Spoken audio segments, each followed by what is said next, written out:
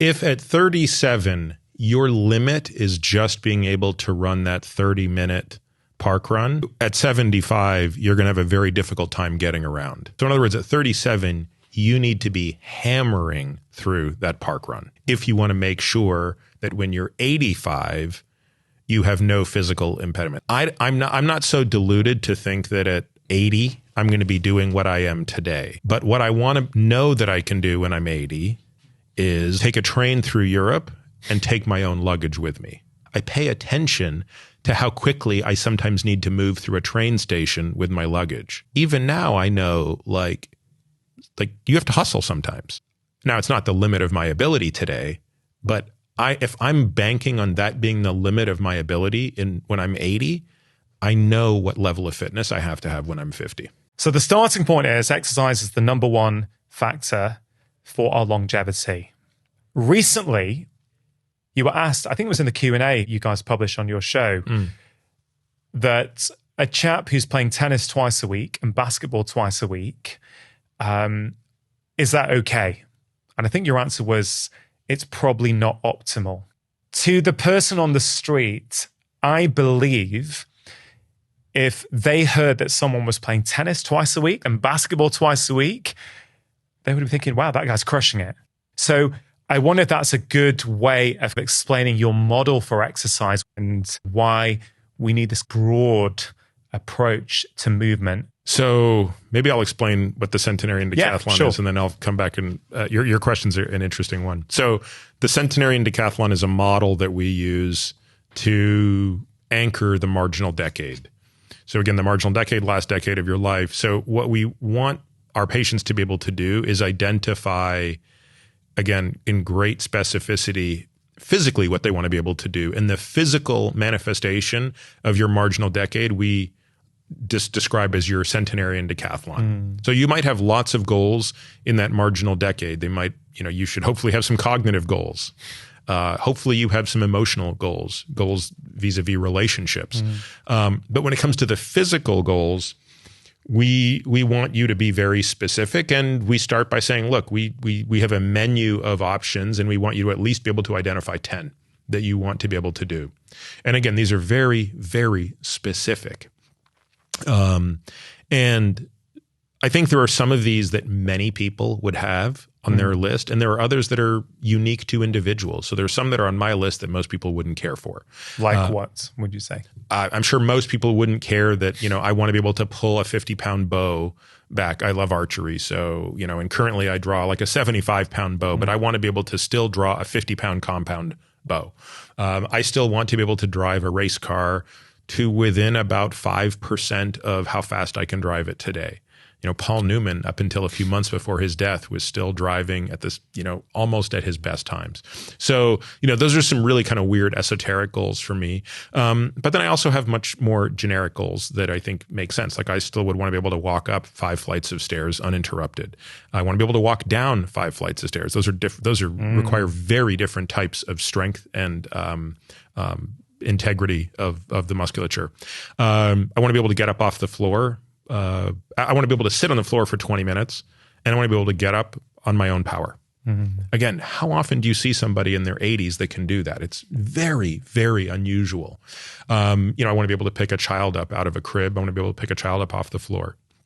So there are many of these other goals that I have. Now, how does one go about doing that? Well, again, I think if you are listening to this, scratching your head a bit thinking, those sound really, really easy. How can those be goals?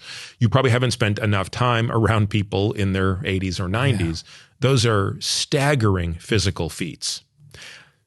So let's think about what decathletes do. A decathlete is an athlete who performs 10 different activities, and the decathlete is not the best at any one of those activities, right? Like when it comes to the 110-meter hurdles or the 200, meter dash, they're not the fastest, but no one is faster at doing all 10 of the things that they do, which encompass both the track and field events. And they're generally regarded as the best athlete in the Olympics. And they train as a generalist, but with great specificity. Yeah. And so I think we have to apply the exact same model to ourselves as we prepare for those events. We have to be great generalists. So we have to have high peak cardiorespiratory fitness, wide aerobic base, high levels of strength, great amount of stability, all of these things. And we also, have to be able to train very specifically to achieve those things. So now let's go back to the question that you asked at the outset. So is playing tennis twice a week and basketball twice a week sufficient to prepare you to be the most robust 85-year-old? And I said, believe it or not, I don't think the answer is yes. Yeah. Because as wonderful as those sports are, they don't cover all the bases that I just described. They're not building a very wide aerobic base, nor are they building a very high cardiorespiratory peak. Those are both very intermittent sports. Start, stop, start, stop. They're interval training, and that's great. Interval training is a very efficient way, if you had no other time, to get bits of both, the aerobic base, the anaerobic peak. But it's no substitute for having a really wide base and a really high peak. Also, they're not doing a lot for your strength directly. They're not doing a lot for your stability. In fact, they're challenging your stability. So if a person says, I love doing those things, I say, great, keep doing them. If a person says, I want to be able to do those things in my 80s, I say, great, I think that's doable. But you will need to train to ensure that you have the strength, stability, and the endurance to do those things well. Yeah. It's such a wonderful framework to look at aging. And I like this idea that you specifically get your patients to write down what are 10 things I want to be able to do in my marginal decades. Now, I've heard you say once that a couple of people will say, I want to be heli skiing. Does that person in their 40s, let's say, really want to heli ski when they're 95? Or is heli skiing a way of saying, I want to be independent and being able to enjoy the mountains and nature? Whether they do or not, the point is, by you knowing that, by them articulating it, it means they can develop a specific program with you and your team to help them meet that. Oh, yeah, completely. And the other thing is, these things can be malleable. I mean, if you'd asked me this question 10 years ago, I don't know that there might not be many things that overlapped 10 years ago. Because 10 years ago, I probably would have taken for granted so many things that I don't understand today, and they wouldn't have even made the list. And there would have been other activities in the list that aren't as high a priority to me today. So for example, now in my marginal decade, I would be happy to swim, half a mile. I think that's one of my things, is to be able to swim half a mile in 20 minutes. Where have you got that from? Well, swimming used to be very important to me. Yeah. So, again, if you'd asked me this a decade ago, I probably would have wanted to have swum 10 miles, and I would have really over-indexed swimming and being able to swim really, really long distances. Whereas now swimming is much less important to me. So it's mostly just about being able to still enjoy the water. Yeah. And, if it's swimming half a mile now, that would be sufficient. It's, can I tread water? One of the things I have now is, can I get out of the pool on my own? Again, without a ladder. Could I push myself up on a pool deck and get out of a pool? So it's just less focused on the time in the water. But you're right. If you go after heli skiing, and when we have patients that say things like that, I mean, I'm not going to discourage somebody from that, but I'm also going to say, that's going to require an astronomical amount of strength. And you're going to have to be a lot stronger in 5 years than you are now to appropriately catch the glide rate down to where you're going to be at that point in time. And by the way, if you fall short, you're still going to be able to do a lot of great things. Yeah. But let's go for it. Yeah. No, I love the approach. You bring a specificity to something that is otherwise vague. I just want to be well when I'm older. Well, what does well mean? Well for what? Yeah, that's the thing we really try to get people to understand is no athlete, and you have to think of yourself as an athlete here, no athlete has ever achieved anything great without specificity. I mean, pick any athlete doing anything today that's exceptional, do you think they're just out there willy-nilly going, you think Djokovic is like, it would be great to win Wimbledon. I'll just play tennis a bit each week. I'll just play a little bit of tennis each week. I mean, no chance. Yeah. I mean, no chance. And again, like, we live in a world where sports science has made it really clear as to what it takes to achieve these physical things. So there shouldn't be any difference when you're thinking about the activities you want to be able to do in the final years of your life. There's a real irony about that sports science, because if I think about humanity as a whole, on one hand, we're now seeing just incredible feats that we've never seen before. Let's say Kipchoge running a marathon in under 2 hours, something that was deemed physiologically impossible maybe 10, 15 years ago by certain people. It's not possible. The human body will self-implode or whatever, right? So he's shown that that's possible. We're seeing world records left, right, and center going down. We're seeing, Premier League footballers playing into their 40s, things that we didn't think was possible. Yet at the same time, so the elites, it seems, are getting the benefits of all the latest sports science and are, pushing new limits of what humans can do. Yet it feels like the baseline of what the population is able to do is going down. And I don't know if you saw this. There was a study recently, I think it was 25 million kids in 28 different countries. They basically observed that, I think it's compared to maybe 30 years ago, the average speed it takes a child, and this was between the age of 7 and 17, the average speed it takes to do a mile has gone up. Slower. They're 90 seconds slower. longer. They're 90 seconds slower. So there's a certain irony there, isn't there? That's a great point. Two things you said, Peter, which I think are really important. Number one is the point you made about, if you think you're going to be okay, you probably haven't spent much time with people in their 70s, 80s, or 90s, or if you're going to be okay without doing anything. And unfortunately, in my own life, there's been a stark realization this year. I won't go into all the details, but my mum, who lives 5 minutes away from me, Christmas Day evening, she'd had a fall. She got admitted to hospital. She was in for 3 weeks. There wasn't enough staff to take her out of bed. I'd go in and do my own rehab. I know how quickly one can decondition. And unfortunately, since Mum came home 3 weeks after being in hospital, she has not been the same. She has not recovered to anywhere near her baseline. So first point I wanted to address was, if you haven't seen it, you may not take it as seriously as it needs to be taken. And then the other point related to that, and I kept this page open in your book, it's in the chapter on Training 101, but the graph that you have pulled from the Jason Clifford and Brigham Young University, I spend so much time looking at that graph. I think everyone should look at it. This is figure 11. Yeah. Figure 11. Yeah. This is the VO2 max decline. It is utterly remarkable. The central point I get from you is that decline is inevitable in your physicality. It's going to happen. You've said before that we understand at what rate it is likely to happen.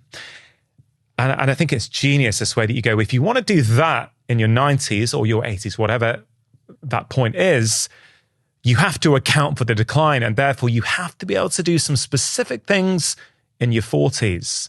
Now, many people who listen to this show, Peter, do parkrun. Community events every Saturday where you run or walk 5K. Mm-hmm. Right. So I don't know if you're up for a little experiment here, but this graph basically has, well, maybe do you want to explain the graph? Because you're probably better at doing it than me.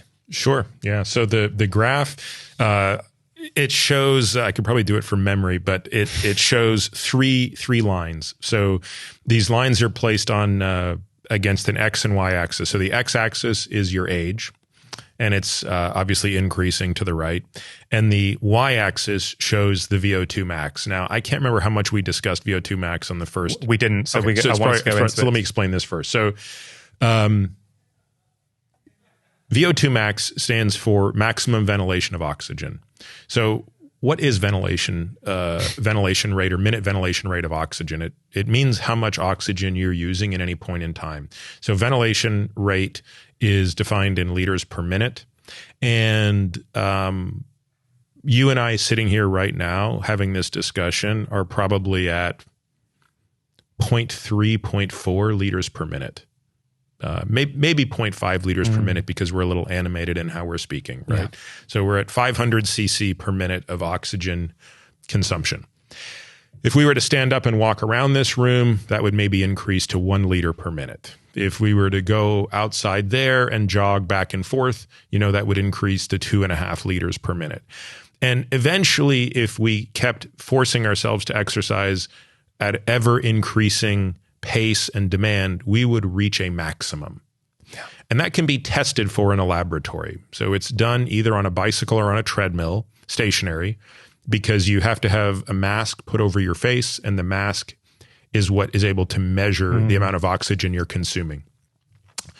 And this is one of the more important tests that's done by elite endurance athletes. And so if you talk about the most elite endurance athletes, they're typically going to be cyclists, cross-country skiers, runners. And so whether it's Kipchoge or Tadej Pogačar, these people have astronomical VO2 maxes. Yeah. So the higher it is, the fitter you are. This is your peak aerobic capacity.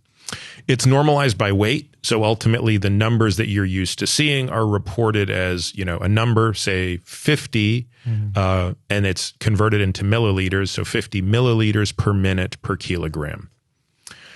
Okay, so the higher that number, the fitter you are. And so, we have tables that tell us, and I think I put one of those in here, that tell you by sex and by age where you rank by percentile. Now, this graph is showing something different. It's showing people in the top, I think, 5%, the middle of the pack, so the median or the 50th percentile, and the bottom 5%. And it's showing over time how those three lines decline. They all decline. They all decline. That's the key, isn't it? In fact, the rate of decline is actually steeper for the fittest people because they're starting at the highest point.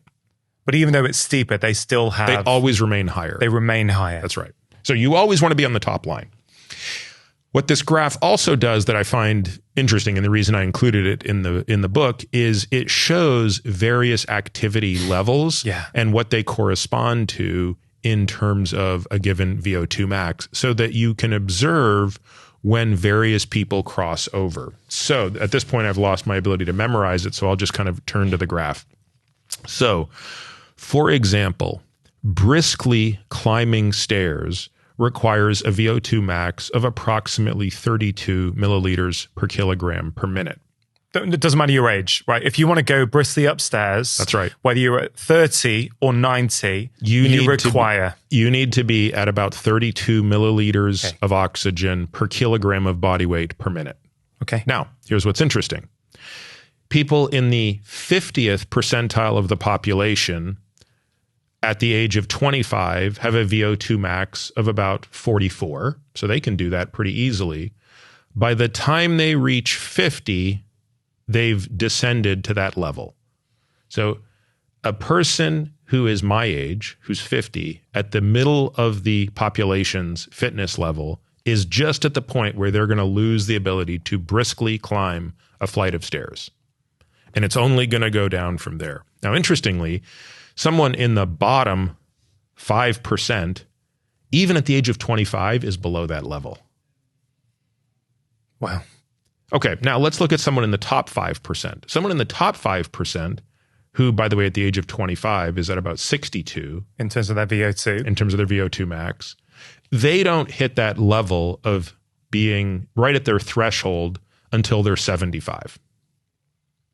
So one of the things about this graph that I find interesting is it stops at 75. So one of the reasons we show this graph to our patients is to say, oh, and by the way, the reason we hold you to a higher standard than this graph, we hold our patients to a standard of being, it's aspirational, but this is what we want everyone to be at. We want everyone to be at the top 5% for someone 10 to 20 years younger.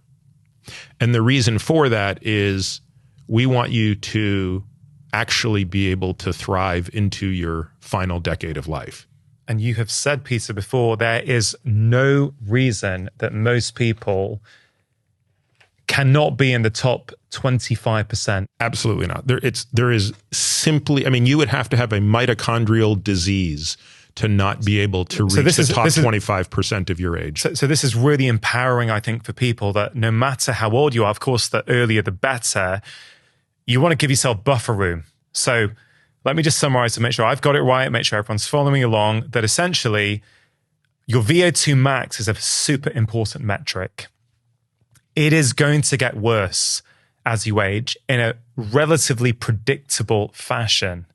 Therefore, if you want to be doing something like briskly walking upstairs in your 80s, we know what VO2 max you need in your 80s, and therefore we can say what VO2 max you need today. And it's such a logical and beautifully simple way of looking at it, and it makes it very, very tangible. The reason I brought up parkrun, Peter, is because one of the things it talks about in this graph is jog 6 miles per hour on flat ground. Right, so 6 miles per hour is roughly 10-minute mile pace. Yep. Right, a 5K, so a park run. For anyone who does park run, I appreciate some people walk, but that is roughly a half an hour park run. I think I know a lot of people my age or 10 years older who are in great shape, but they can do a 30-minute 5K. Right. So what's really interesting to me is that, I mean, it's brutal, this graph. It's utterly brutal, right? If you are about 37 years old, right? Give or take a year. I haven't got exact lines going down. So if you're 37 years old and you can do a park run in half an hour, like by the time you are 75, you can barely walk up a very gentle hill at 3 miles per hour. Yeah, if at 37, your limit is just being able to run that 30-minute park run, at 75, you're going to have a very difficult time getting around. Yeah. So in other words, at 37, you need to be hammering through that park run. You need to be running it in 21 or 22 minutes if you want to make sure that when you're 85, you have no physical impediment. I mean, the way I describe it to patients is I'm not so deluded to think that at 80, I'm going to be doing what I am today. But what I want to know that I can do when I'm 80 is take a train through Europe and take my own luggage with me. And I pay attention to what that means now. I pay attention to how quickly I sometimes need to move through a train station with my luggage. And even now I know like you have to hustle sometimes. Yeah. So now it's not the limit of my ability today, but if I'm banking on that being the limit of my ability when I'm 80, I know what level of fitness I have to have when I'm 50. Yeah, and it's way higher. It's way higher. The decline is inevitable, so you need to give yourself buffer room. And again, just to be clear, look, I get not everyone's a runner, right? So it's not that you have to do a 30-minute 5K or be, some equivalent version, whether it's... Yeah, I'm not a runner either, but it can be other things. So I do most of my cardio training on a bike or on a treadmill, and if on a treadmill, I do it on a steep incline or on a stair climber. Yeah. And I've just decided and I still go back and forth. Sometimes I want to get back into running because I used to be a runner, but I'm like, you know what? I'm not going to do it. I'm going to save my joints. I'm going to let it go. But there are lots of things that I still need to be able to do on my feet. I love being outdoors. So I ruck a lot. And that's a great way for me to add the conditioning element.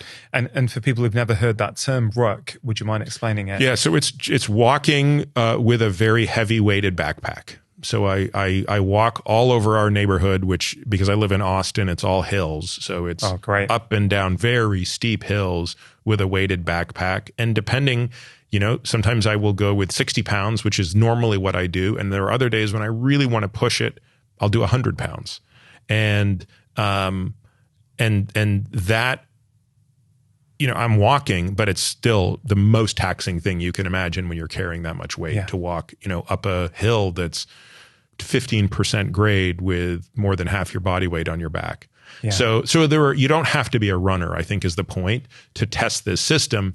And the other thing that is important to understand is it does all at the end of the day come down to what you can do on your feet. So being able to walk on an uneven surface, being able to walk up a hill, those will become the rate limiting steps as you age. I want to go back to something you said earlier, and I'm sorry to hear this news about your mom, but it actually is a sad illustration of a very important point. Now, I write in the book about the fact that the mortality from a fall, if you're over the age of 65 and break your hip or femur, is as high as 30% at 1 year. And most people, myself included, when I first learned of this literature, because I did a whole AMA on this topic, and initially when the analysts, because I have a team of analysts that helps me with everything, initially when they were pulling this literature, I was like, guys, come on, this is nonsense. Use your logic here. Yeah. There's no chance the mortality can be that high. Yeah. And they kept showing me paper after paper after paper. And this is often the case. The analysts just keep showing me data and I'm not willing to believe it. And I'm like, guys, come on. You're being stupid here. Yeah, I love that. Use your logic, guys. It's like, wait a minute. Yeah. Yeah. And it's like, oh, they're actually right. So, it's like, I would say a very conservative bracket is 15 to 30% of people, once they reach the age of 65, if they fall and break a femur or hip, they're not going to be alive in a year. But here's a stat that I didn't include in the book, and I wish I did, because it's just as important. Of the 70 to 85% who are not dead in a year, 50% of them will have a complete reduction in level of function by one measure of unit. So, for example, if they used to walk freely, they will now require a cane for the rest of their life. If they used to require a cane, they will require a walker. If they used to require a walker, they will be in a wheelchair. So in other words, there's a huge cost to this. And there's actually another graph in there that I think is very sobering, which shows the mortality associated with accidental death by decade. And appropriately so, we in the US are very fixated on accidental death due to opioid. Because this last year was the first year that number of deaths eclipsed 100,000 in the US. So it's a staggering number. I believe it was 106,000 people died in the US last year due to opioid poisoning. But at a population adjusted basis, that's nothing compared to what falls do to people over 75. And that's the graph I have in there, which shows deaths normalized per population basis, and all other forms of accidental deaths, of which the other two big ones are overdose and auto death, they're completely dwarfed by deaths associated with falling. So yes, the point here is most people in their 40s, in their 50s, I mean, it just wouldn't even occur to us that you could fall, let alone that a fall could be the end of your life, either in that moment or much more commonly in the coming year. Yeah, it's incredibly sobering hearing that. Of course, I've seen that firsthand with my mum, a demonstration of that, this idea that, well, it fits what we've just been talking about, even though we may be talking about strength per se now, or a mixture of strength and stability, I guess. The principle of the VO2 max declining, it's the same kind of thing, right? We're going to decline. And it is. It's strength and it's stability. And it's, But the point, we're going to decline. So we need the buffer room so that if we do fall and break our hip when we're 65, we don't want to be in that 30% bucket. We don't want to be in that other 50% bucket of the ones who are not dead, right? We want to be in the other bucket where we are, I don't know what percentage that is, where you get back to your pre-fall baseline. That's what we want. And to do that, we need to build a buffer, right? So you have these 4 pillars of exercise or movement when it comes to being that generalist who's able to do the things that they want to do in their marginal decades. So you have strength, you have zone 2 cardio, you have VO2 max, and you have stability. And I really want to make sure we make this as practical as possible for people, right? But I wonder if it's worth just giving the broad overview at the moment of these 4 pillars. And I don't know if we can say this or not, but what percentage of time perhaps No, I we should be have allocating? strong feelings about that. Yeah. We should allocate to each one? Yeah. So you've got it right. Those are the 4 pillars. I will say that we have the most data, the most clarity around 2 of them, strength and VO2 max. So the data for strength and VO2 max are undeniable, meaning we just have so much epidemiology that is so uniform in its direction, so strong in its signal, that, you know, and I go through this at great length in the book because I want the reader to understand the difference between good epidemiology, according to the criteria of Austin Bradford Hill, and weak epidemiology. For example, what we see in nutrition, where the epidemiology has a very difficult time parsing signal from noise. But in exercise, that's not the case. And I go through all of the criteria why. So when the epidemiology says having a very high VO2 max leads to a longer life, I mean, it's crystal clear. Yeah. And by the way, we haven't mentioned that, so it's worth mentioning that. So everything we've talked about so far vis-a-vis VO2 max has been in the context of quality of life, which for most people matters more than length of life. But it should be noted that a high VO2 max is associated with a lower all-cause mortality to a greater extent than any other health metric, including not smoking, not having high blood pressure, not having coronary artery disease, not having end-stage renal disease. None of those compare to the strength. High strength to low strength is almost as potent. It's a hazard ratio of over 3. And for people who don't know hazard ratio, Peter explained it in depth in our first conversation. Yeah. So okay. So let's talk about these things. Why is strength so important? Why is stability so important? And stability, by the way, there's a whole chapter on it because it is the most foreign concept of those 4. So it warranted the exercise component, or section of this book is 3 chapters, but stability is by itself one of them.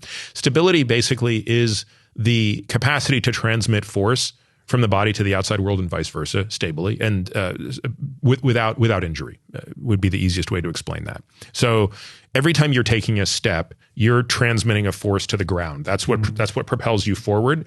But a force is being transmitted in the equal and opposite direction back to you. So what prevents your knee and hip and back from hurting? It's stability.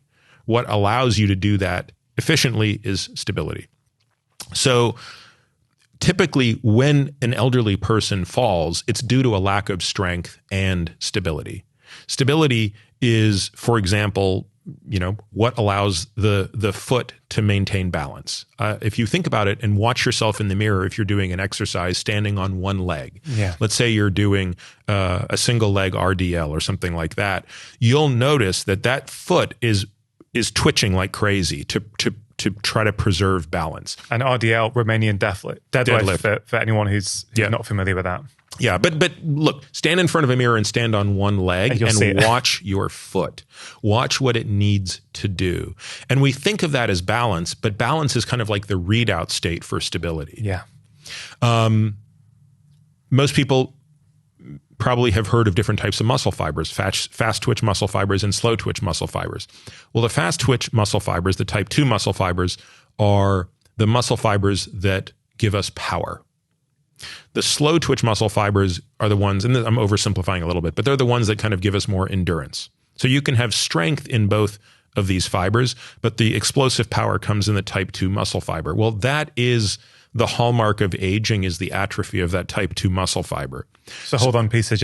So when we hear about fast twitch, some of us will go to, if I want to be a 100-meter sprinter, that's what I need. What's the relevance of that to when I'm 80 years old?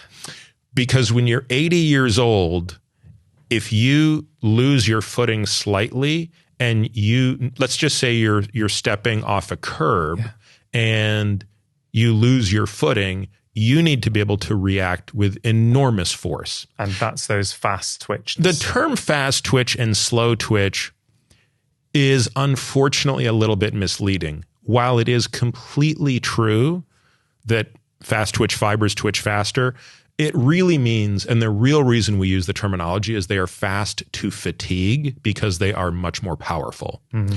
So a better way to think about it is you have high power, fast fatiguing fibers, and you have lower power, very slow to fatigue fibers. And unfortunately, as we age, we lose the former. And so much of the injury we see in people as they age is the direct result of the atrophy of that powerful, fast to fatigue muscle fiber.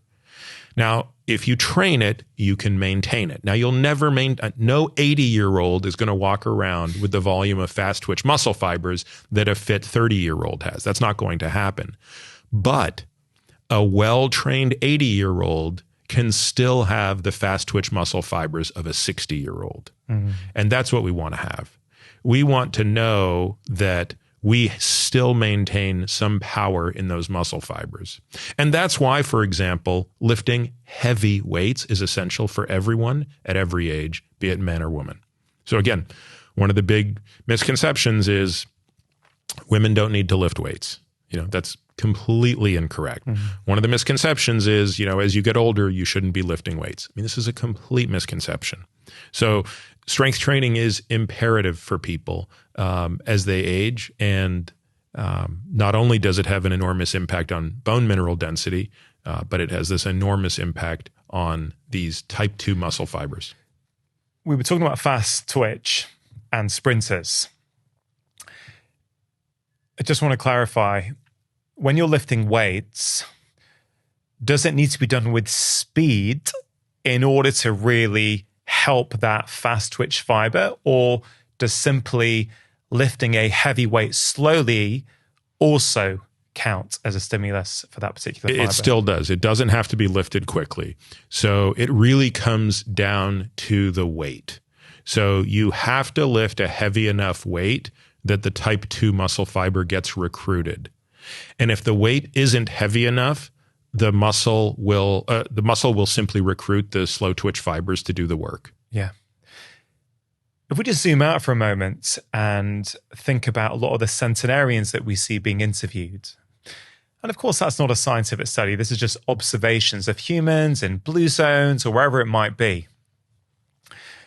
What strikes me as very interesting is that very few of them were trying to work on their longevity, from what I can tell, right? It doesn't mean we shouldn't be.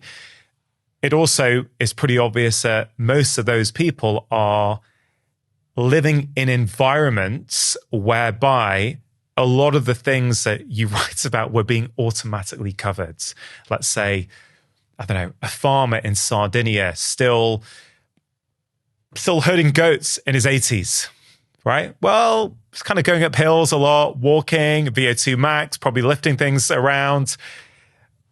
I think it's always good to zoom out and go, okay, these guys weren't measuring every metric. They weren't looking at these decline graphs.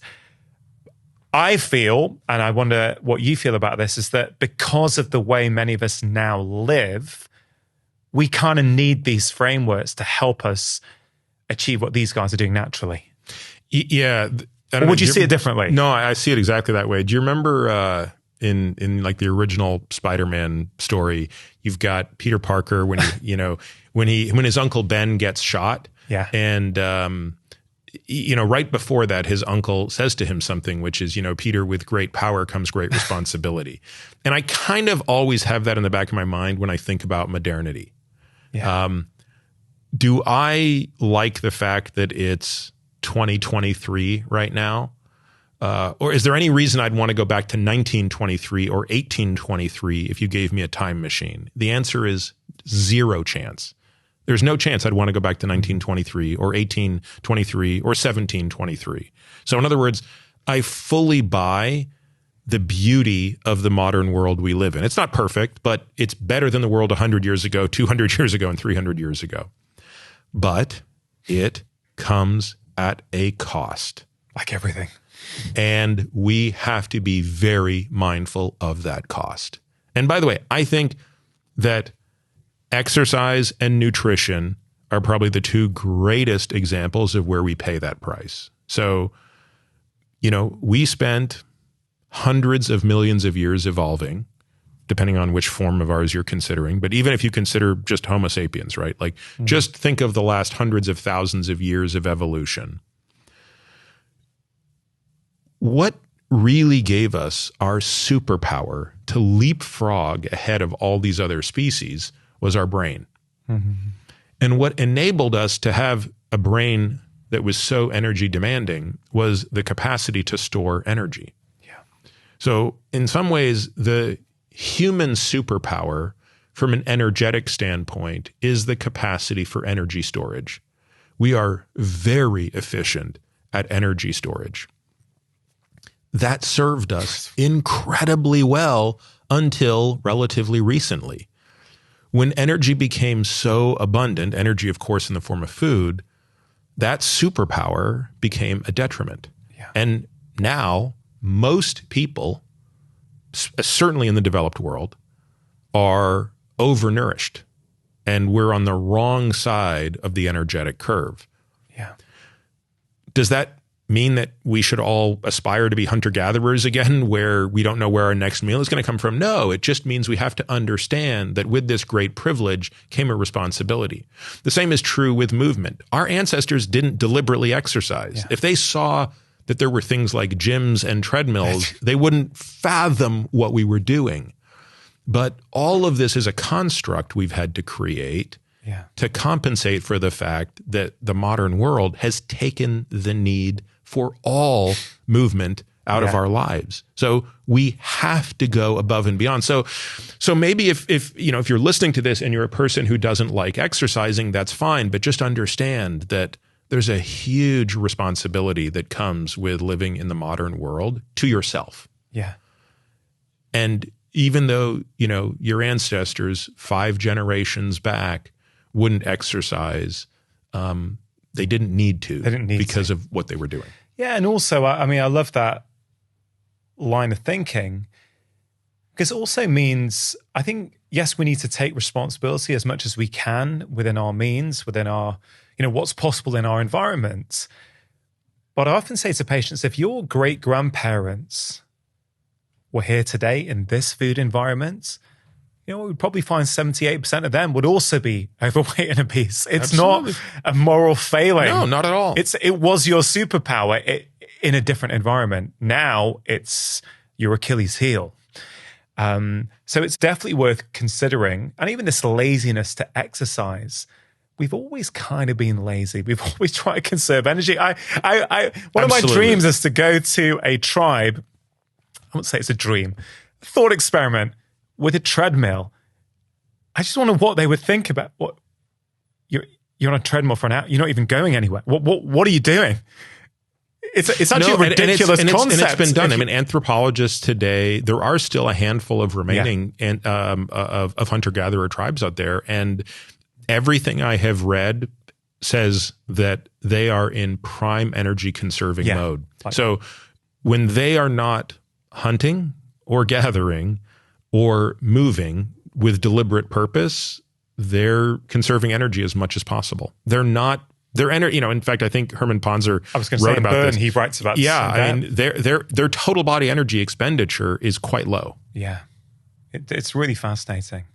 So let's go back to these 4 pillars then. Okay, so if we want to be well in our marginal decade and we're thinking about exercise, we need to think about 4 components: VO2 max, strength, zone 2 cardio, and stability. We've touched on VO2 max, we've touched on strength. Before we move on from strength, you're talking about lifting heavy weights. So I guess I have 2 questions. One is, what qualifies as strength?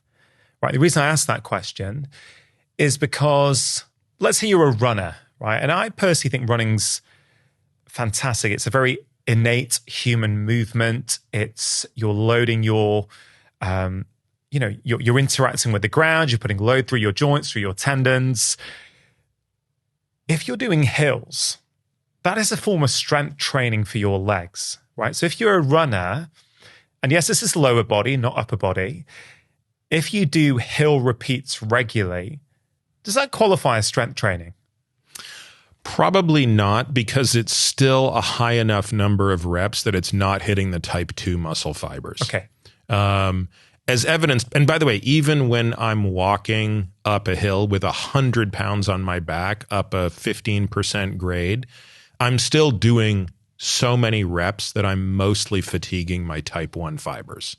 Okay. So even though it's you moving your body weight against gravity, which is a form of weight, it doesn't quite meet the threshold for working on that particular type 2 fiber that we are going to need when we're 70 or 80 stepping off a curb. Right. So a better example would be doing a box step up with weight in your hands. You know, like if you getting a box, stepping up onto it, up and down, holding weight in your hands. And if you did that such that you were literally, so we typically talk about doing these sets until you're at 1 to 2 reps in reserve. So you don't have to go to failure when you're lifting, but you want to go until you could only do 1 or 2 more reps and that would be failure. And if you're loaded to the point where you're getting 8 to 20 reps in, but meeting that criteria, you're 1 to 2 reps in reserve at the most. By definition, you're now recruiting type 2 muscle fibers. Okay. You've fatigued all the way through the type 1 and you're type 2. So and as a runner, you'll appreciate the difference in what that burn feels like versus the burn of running hill repeats. Again, there's a lot of benefit in running hill repeats. And you're taxing your VO2 max and you're doing a whole bunch of other things. And by the way, as a runner, you'll benefit from the strength that comes from those box climbs. Yeah. Okay, fascinating. So that was one component. So hill repeats doesn't count. You're looking at something that's just 1 or 2 short of your maximum, which I think is very helpful, very, very specific for people. And again, in terms of making this accessible to people, that's a relatively, a box step up, it's kind of most people have access to that, right? Yeah. When it comes to lifting weights, especially if you're just starting out, I mean, the amount of equipment you need, you can do this at any hotel. You can do this at it doesn't have to be a super fancy gym. Carrying dumbbells, doing what's called a farmer's carry, such an important form of activity, both for your grip. So most people will find when they initially do this, and we have standards for our patients when it comes to these types of exercises, whether it be box step ups, a farmer's carry. For example, for a woman, we want her ultimately, and we index this by decade, but say a woman in her 40s should be able to carry 75% of her body weight in her hands for a minute. So if she weighs 100 pounds, she should be able to carry 75 pounds, 37 and a half in each hand for a minute. And if she can do that, if she can, then what? It means that we are very confident that by the time she's in her last decade, she will have the strength to open a jar, for example. Do the types of things that we think really matter to people. Yeah, I love that. It's really specific because any female listening to the show right now can actually go and check that themselves, see what am I able to carry. Now, if they cannot, let's say they go, okay, this sounds great. Oh, wow, I can only do 20% or 30%. Or I can only carry it for 20 seconds and then my grip fades out. Yeah. So what's the advice then? It means drop the weight. So say go to half your body weight until you can get to a minute. Go find a weight that you can get to a minute and then slowly advance the weight. That's brilliant. Really, really practical. And for a man? It's your body weight for a minute. So at what age again? In your 5th decade, so between the age of 40 and 50. So for example, if the man weighs 180 pounds, he should be able to hold 90 pounds in each hand and walk for a minute. Yeah, I love that. And again, a lot of people will not be able to do that out of the gate. That's fine. Drop it down. Go to 70% of your body weight. Go to 50% of your body weight. It's interesting. A lot of people get put off strength training. They think they may never have done it as a kid. They may be intimidated by gyms. They may not know what to do and think, man, I can't afford a personal trainer. I don't know what I'm doing. The farmer's carry is kind of something, I guess you've got to be mindful that you're not sticking your head out, right? That you've got a decent alignment. And yes, you probably need some body awareness, but it's quite an accessible thing that people could try themselves, I think.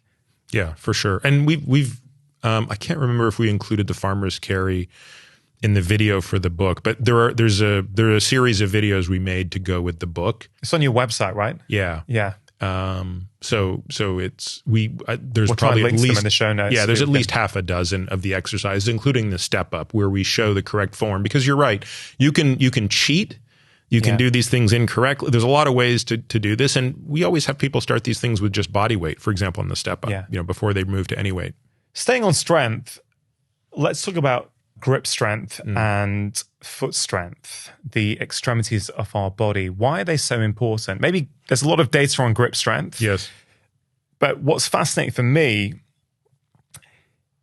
and you'll explain the data, I'm sure, on grip strength, but that might indicate to someone, I need to get my grip stronger, so I'm going to buy those little grip squeezers. Buy those little grip squeezers and just get really, really strong grip strength, which I'm not entirely convinced it's going to do what we want it to do. So maybe expand out on that if you can. Yeah. So I think the same reason that VO2 max is such a remarkable proxy for lifespan and health span is why grip strength always seems to be a remarkable proxy for both as well. And it comes down to what they are indicators of, or what I like to describe as integrals of. So, you know how a hemoglobin A1C is, at least in theory, supposed to be an integral or summation of what your blood glucose has been like over the past 3 months? Similarly, a very high VO2 max is an integral of very hard training for a long period of time.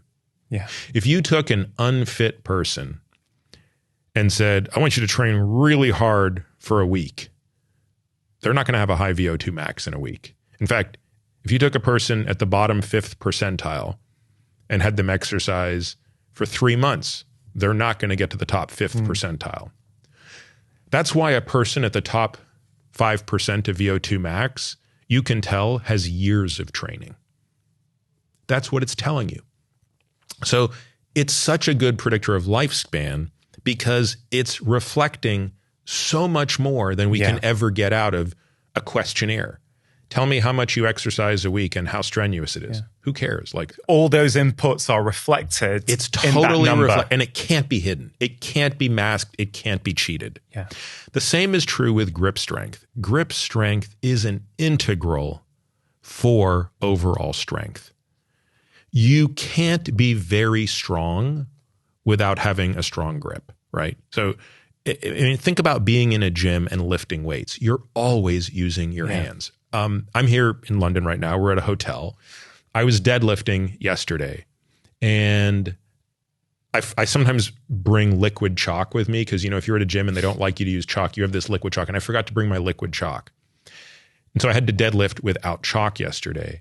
And it's just a stark reminder of how I become grip limited when I'm deadlifting. In other words, like, I was failing because I couldn't even hold the bar anymore.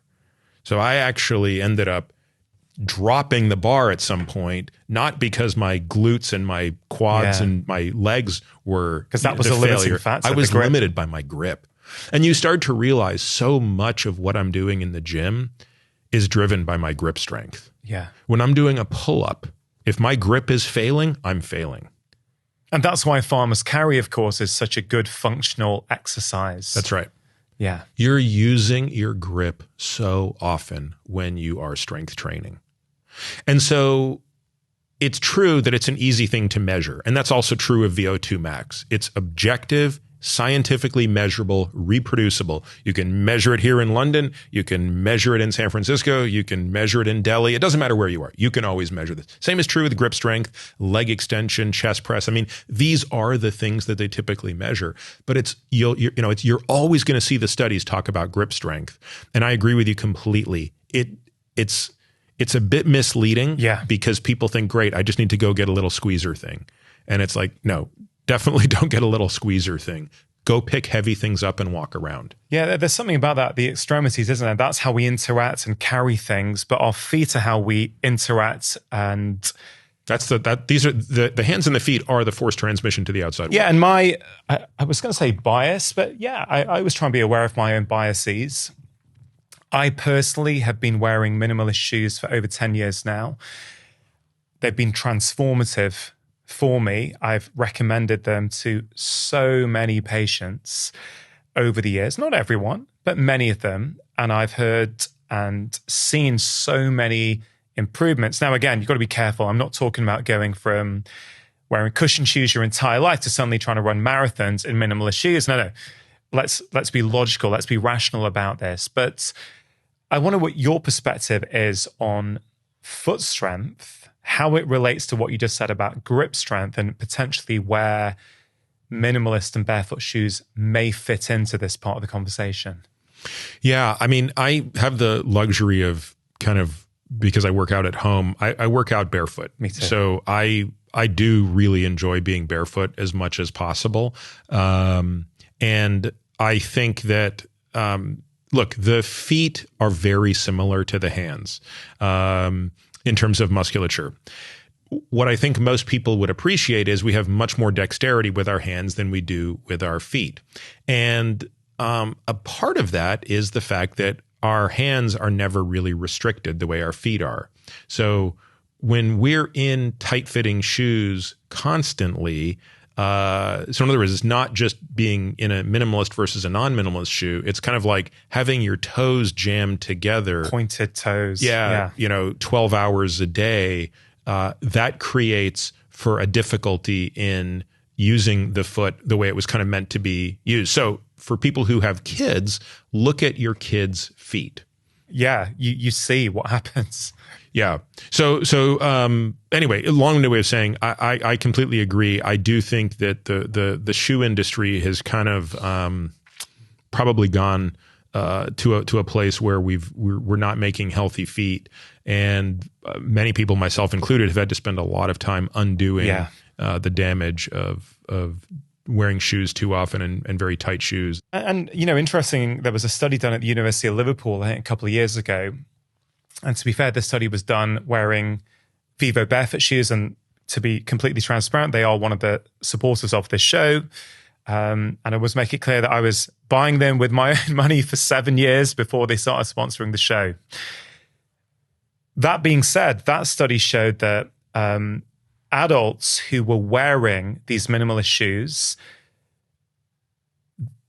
over 4 to 6 months for just regular activities, going to work, going to the shops, going for a walk, not for running or not for going to the gym, just for getting on with their day, I think from recollection, the foot strength went up by over 60%, which I found remarkable because you're not actively trying to get a foot workout in. You're just wearing something that allows your feet, that results in your feet having to do more work than when they're completely cushioned. Yeah. Which is pretty incredible. Just taking a quick break to give a shout out to Vivo barefoot shoes. Now, I've been a huge fat-free mass index. So those are going to be normalized to age and sex. But women are often coming in having done less strength training. So they're going to have less muscle mass. Is that a problem? Yes. Yeah. Strength and muscle mass are positively associated with lifespan and health span for men and women equally. And there's a big step up once you're at the 75th percentile. So in other words, the top 25% compared to the bottom 25% for muscle mass is a pretty significant difference in terms of risk of all-cause mortality. Okay, so let's just imagine two scenarios here. a teenage girl, or there's a parent listening and they're concerned about their daughter, let's say, maybe their son as well, who's a teenager. We've spoken a lot about the decline that happens in your 30s and your 40s. Are there things we can and should be doing with our children, with teenagers, to insulate them even more from this decline? Absolutely. And I'm glad you brought that up, because bone mineral density has a strong genetic component. However, you achieve your genetic ceiling or your genetic potential by your early 20s. And so if you think about the implications of that, it means that people who are not doing the types of activities, and again, strength training is the most important activity on the list. If you're not lifting weights as a teenager into your 20s, you're not going to achieve your genetic ceiling. And everybody, both men and women, are in a state of decline for bone mineral density from your early to mid 20s on for the rest of your life. So if you're before that, if you're listening right now and you're a teenager, or if it's a parent, we should be doing whatever we can to encourage our children, or yourself if you're that teenager, to be lifting heavy weights until at least 22, 23. Well, beyond, but but there's this beautiful window in which you can capture your genetic potential. Okay. And again, everybody, male and female, will start to decline from about the mid 20s onward.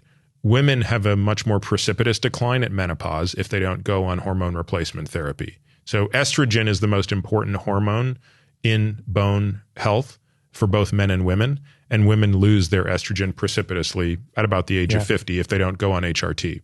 So in that sense, women are more susceptible, and it's not uncommon to see women at the transition to menopause who haven't been lifting weights, even if they've been very fit and they've been exercising, they show up with osteopenia. Wow. And I mean, we see this too often. Two things to comment on there. One is that makes me feel better about some of the disagreements my wife and I often have. If a new kettlebell delivery has come at home and I have them lying around and the kids are picking them up and playing with them, and my wife's like, no, put it down, you'll hurt yourself. I'm like, hey, let them pick it up, right? Of course, there's injuries to consider. You got to be safe. But I just think, you know what? Kind of let them do it and pick it up. Well, it's funny you say that. I mean, my two boys, who are one just turned 6, the other is 8.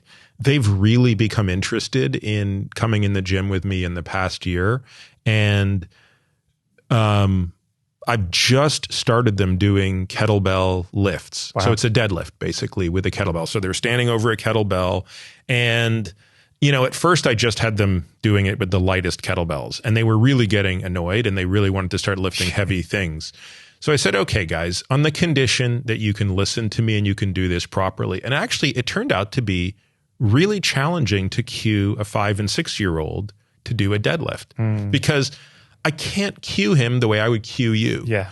I can't tell him about intra-abdominal pressure and thoracic extension and stuff. It has to be much more simple. So the first thing I realized when I was watching him pick it up is he was doing it incorrectly. And I was surprised. I thought a kid will always pick something up correctly, but he didn't. He was using his back and not his legs. And I was like, why is he doing that? And I realized, immediately, like his arms are bent. If you don't have tension in the arms, if you don't have profound tension in your arms, you can't use your legs. If you have any laxity of tension in the upper body, and he was bending down so much that he was like grabbing the thing this close and then trying to pick it up with his back. So anyway, it was a great exercise for me to learn to cue him correctly, but then to watch how perfectly they can lift things.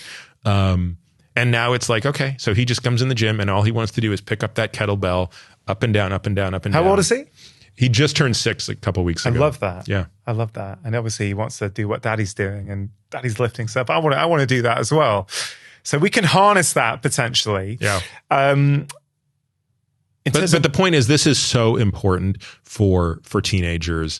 And again, you mentioned something earlier that I think is a troubling and upsetting statistic, which is, that over whatever period of time, I can't remember, 30 years, I think you said, there was a 90-second loss in 1 mile time.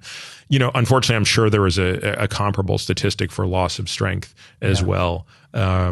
So basically, with kids, teenagers, we want to be encouraging this early. Now, of course, and the same is true with fitness. In other words, I feel very fortunate that, even though I don't train at a fraction of the level that I used to, I think the part of the reason I can maintain a relatively high level of fitness is I maintained an absurd level of fitness as a teenager into my 20s.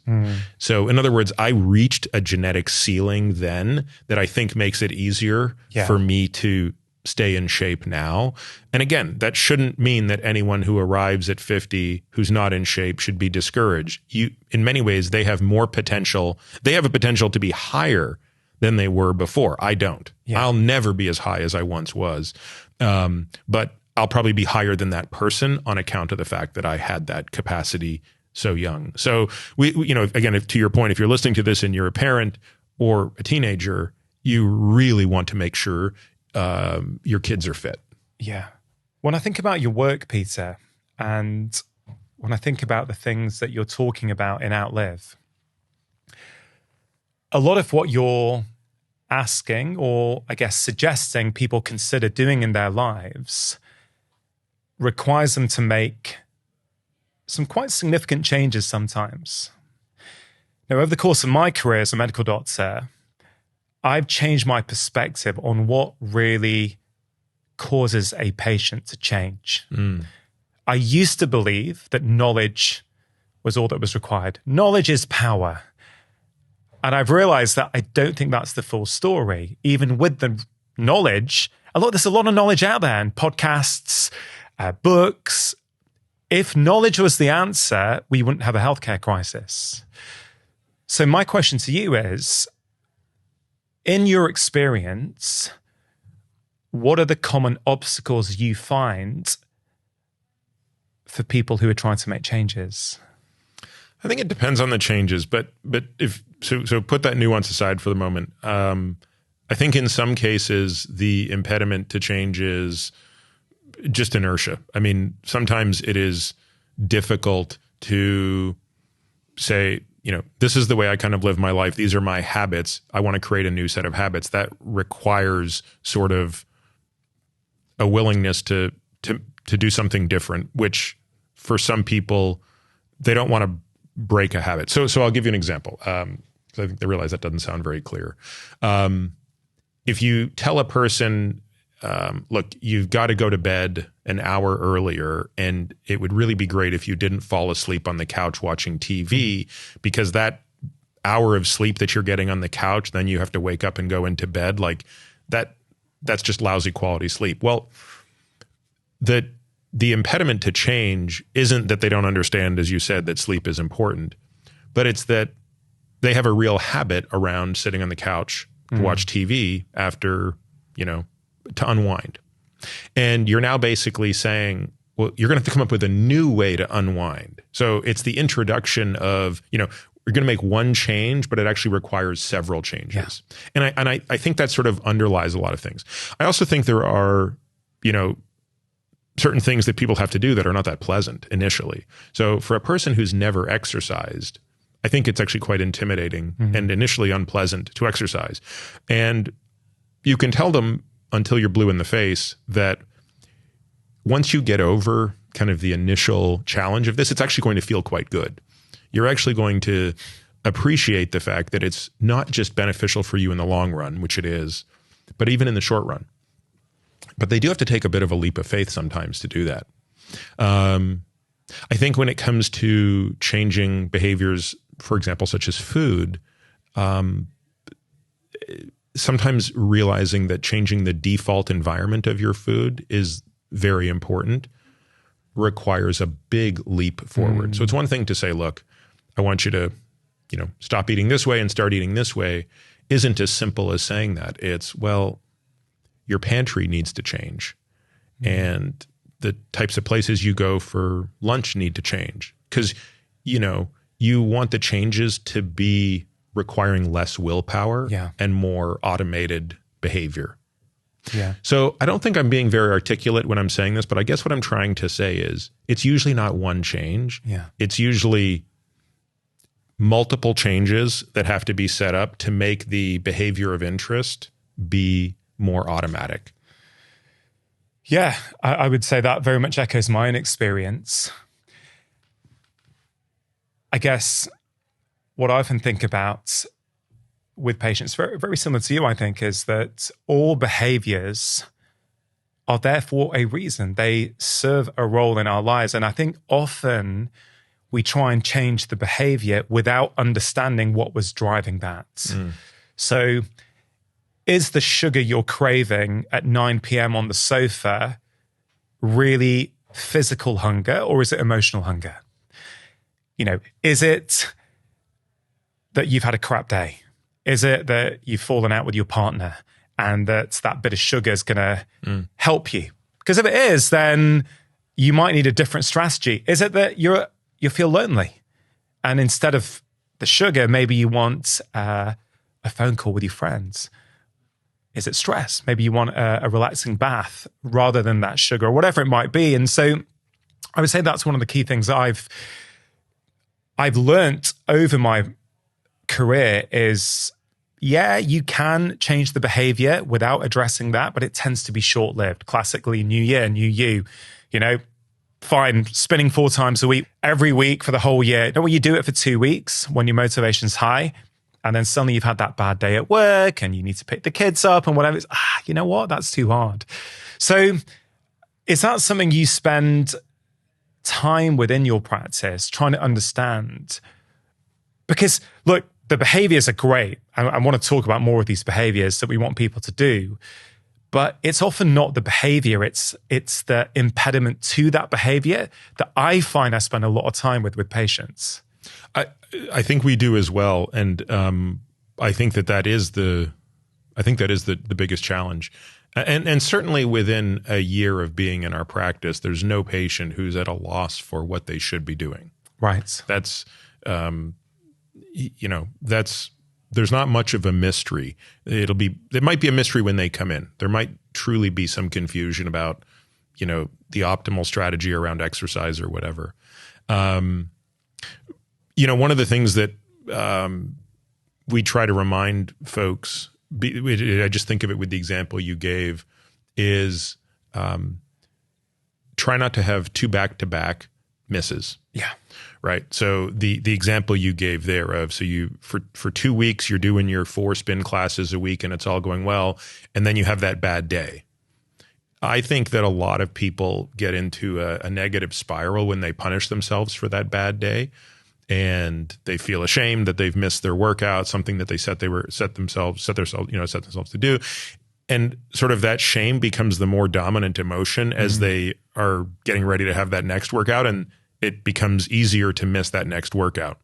And instead, what I think you want to try is say, look, you have that bad meal that you said you weren't going to have. You miss that workout. You do something that is kind of off your path. Just give yourself a total pass with no judgment and just say, yeah, it's really hard. Like if this was easy, you would have done it last year or the year before or the year before. But just get it right the next one. Just make sure the next meal is right. Make sure the next workout happens. And I even find this is important myself. I mean, I tend to, people would look at me and assume I'm sort of a beacon of willpower. But it's not always true. And I still have to be very non-judgmental and sort of remind myself when I slip that it's okay. And let's just try not to slip tomorrow. Is that a new thing you've had to learn? In general, absolutely. It's become more relevant as I've become older. So, I think when I was younger and even more selfish, there were never reasons for me to deviate. But now with a family, with other responsibilities, there are plenty of reasons for me to deviate. And I deem those better uses of my time sometimes. And as a result of that, I do sometimes battle myself thinking, what's happened to you? Like, look at how much you're slacking off and in whatever regard you're talking about. But yeah, I think I'm much more compassionate with myself today than I used to be. Yeah, snap. I mean, I would very much berate myself in the past if I said I was going to do something and I didn't. There was quite a lot of negative self-talk going on. And you realize it's just never that helpful. If shame or guilt is that underlying emotion, I just don't think it's sustainable in the long term. It will always catch you out at some point. Certainly that's what I felt. By the way, that's a whole other, so going back to what are the impediments to the behavior change, I find that there's another phenotype that I see in my practice, which is another manifestation of trauma, right? Which is basically the individual who's completely incapable of taking care of themselves or putting themselves ahead of others. Yeah. So I see this phenotype more commonly in females. And I see this as often, a mother who's, doing a lot of heroic stuff. So probably working really hard in a job, probably puts her husband and kids' needs ahead of her own. But she does so at such a detriment to her own health. Yeah. And she keeps, it's like, so she sort of understands that her health is suffering, but almost feels like it's her place to suffer, and she can't make that exception. And you'll sort of say, look, like, you've got to carve out an hour a day for yourself to do these things. And she says, yeah, I know I should, but, and then there's a string of excuses. But you realize that deep down what's going on is like, there's a form of self-punishment happening. And I'm not saying that that's true of every mother who's out there working and busting her butt, but I'm just saying in the examples that I've seen in my practice, I really attribute this to kind of a maladaptive behavior around trauma. And that's another example of where, I would describe that as sort of an emotional health failure that's cascading into physical health failure. Yeah. I would say that one of the things I've learned, and it plays into what you just said about this trauma piece, a lot of people these days have, I would call them low-grade addictions, whether it be sugar or social media or online shopping or scrolling online, whatever, which gets in the way of other behaviors, because there's a lot of behaviors that people could do to optimize their longevity. But I think this is a really important piece. Why is it that people can't do those behaviors? Why do a lot of people perceive themselves to not have time? And I mean, I very much like Gabor Mate's definition of addiction, which is, again, if I butcher it slightly, please forgive me, but it's got these three components. Any behavior or substance that you crave that either relieves pain or gives you pleasure, that you are unable to stop doing or give up despite negative consequences, right? So through that lens of looking at addiction, I would say many of us, most of us, all of us have some level of addiction. And I'm interested, do you find that a relevant area to go into with your patients? Do you see these low-grade addictions as getting in the way of them making potentially more helpful changes when it comes to their longevity? Yes, but I would take a step even further back from that and say, forget about the impact of these addictions on their capacity to exercise or eat correctly or sleep correctly. I would say just talk about the impact of those addictions on their relationships. And I think that's kind of the interesting thing about trauma, which usually on some level underpins some of these behaviors. And by the way, I think that term is so loaded, and people think trauma has to be big T trauma, but really little t trauma can be just as impactful. For sure.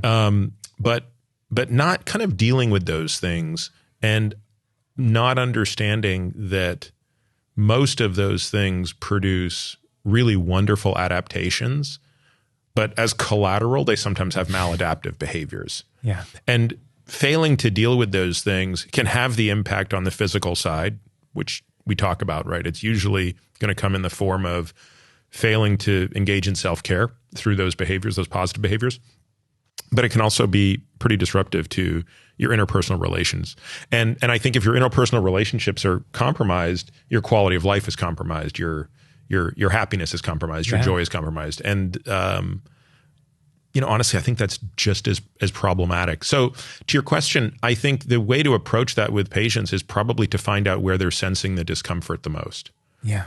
And I think that varies by individuals. So I think there's some people who are sensing that discomfort the most vis-a-vis the behaviors that they're not engaging in correctly, i.e., I'm not eating well enough, I'm not exercising, I'm not taking care of myself in the physical sense.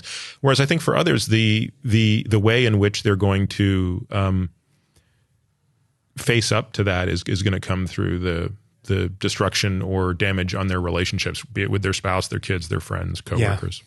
Yeah. It's when you really delve into this area, and I know you've been on a personal journey yourself with this, as have I.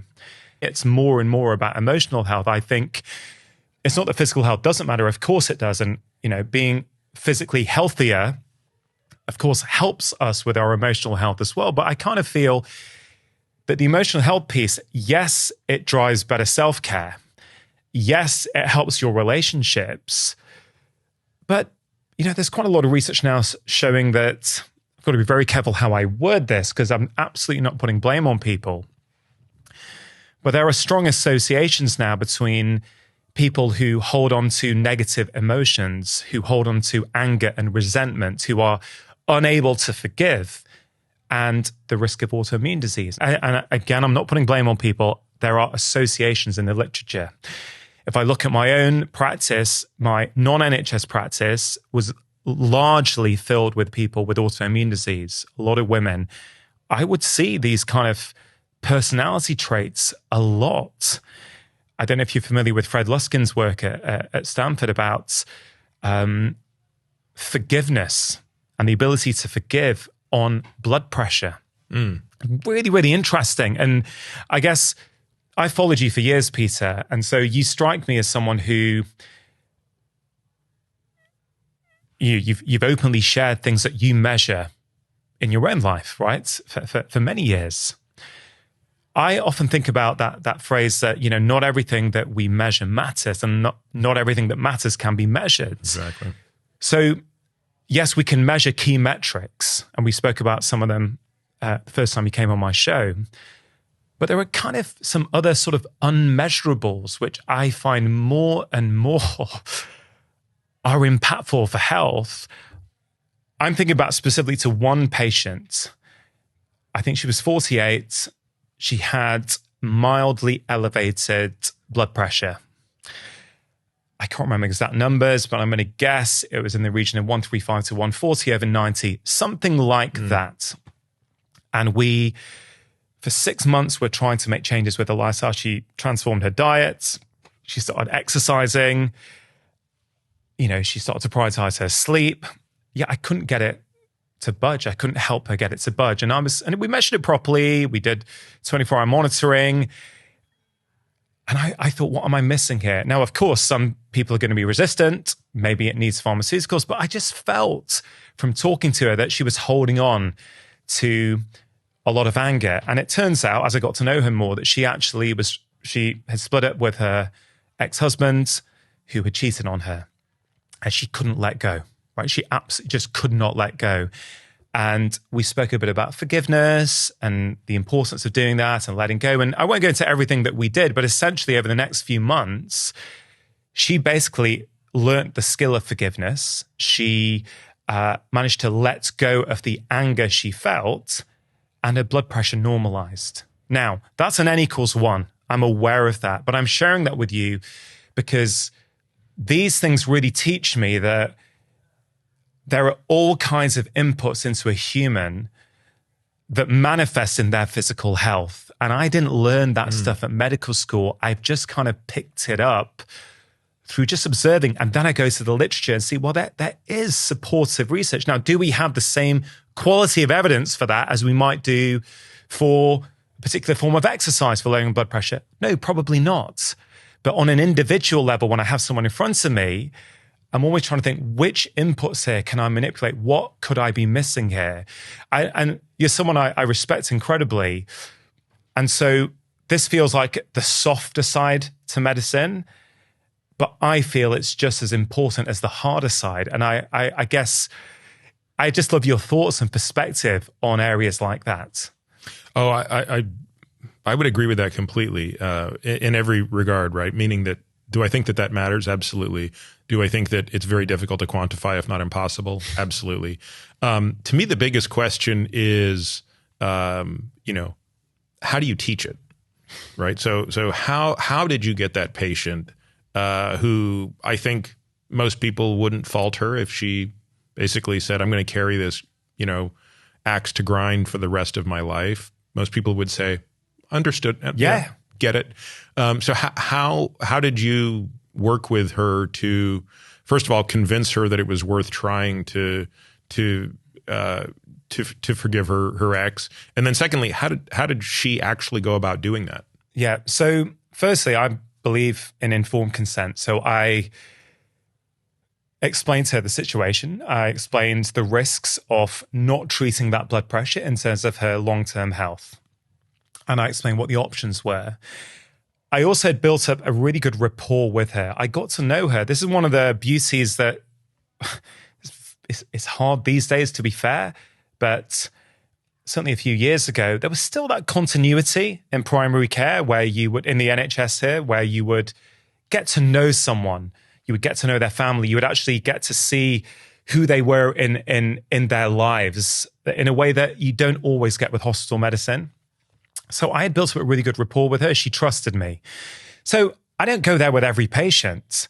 I just got a sense from her. So, when the time was right in a consultation, when I felt she was open to it, I said, listen, you've done incredible work with all the changes you made to your lifestyle. I would have expected to see some change here. Not always, but usually. My feeling is I picked up a couple of things from you that I think may be at play here. Would it be okay if I go through some of them with you? Are you interested? And I broached it. And the first time I broached it, brick wall. She wasn't willing to go there. But I would like to see patients regularly. Even though it was just 10 minutes, I would often get them back every few weeks. I like to follow them up and talk to them. And it got to the point where she was open. She goes, I said, look, we can put you on medication or we can try this because I think this may help your blood pressure. But frankly, I think it's going to help many other aspects in your life as well. Like if you hold on to this, and I understand, and I explained to her that forgiveness would be not for her ex-husband, it would be for her. And I can't remember the exact exercise. I think I wrote this out on my third book, but it was a forgiveness exercise, just a 4-step process of asking her, what was the emotion she was holding on to?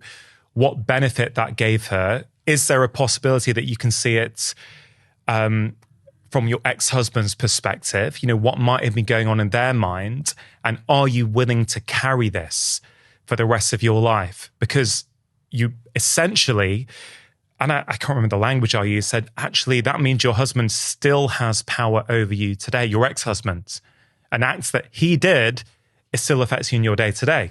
So again, I don't want to sort of derail the entire podcast onto this case, but it wasn't just a quick fix. It took time. It took trust. It took her trying it a little bit, coming back. I think I offered to refer her to a psychotherapist. I don't think she wanted to. She built up trust with me.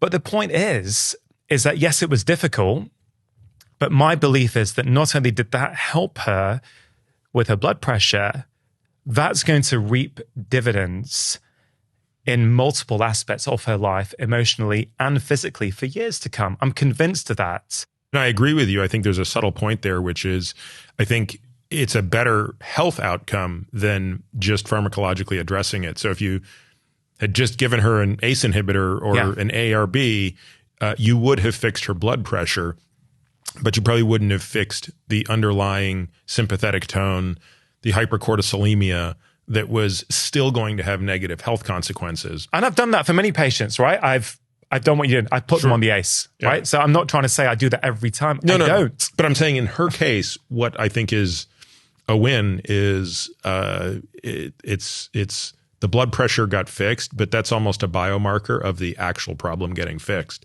And with it, her risk of many things is going down that are, accounted for by the hypercortisolemia and that increased sympathetic tone and the increased blood pressure. Yeah. I just find that so fascinating. And then when I was thinking this morning, what I'm going to talk to Peter about, one thing that fascinates me deeply is your practice.